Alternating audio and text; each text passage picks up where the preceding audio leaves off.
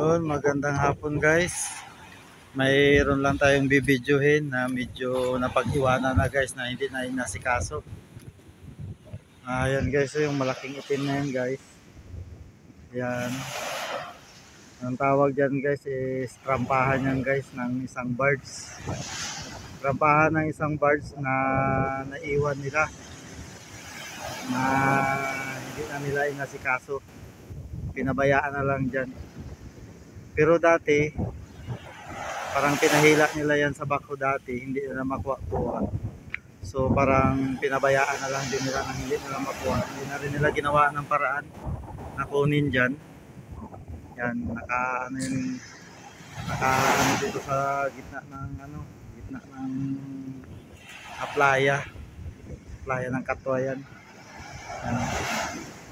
Kaya medyo nakakasagabal din siya dyan. May dadaong ng mga bambot.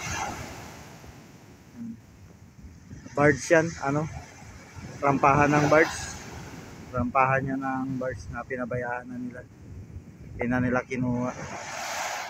Yung birds na yan guys, yung yan, parang naglo-loading ng mina sa BNC dati.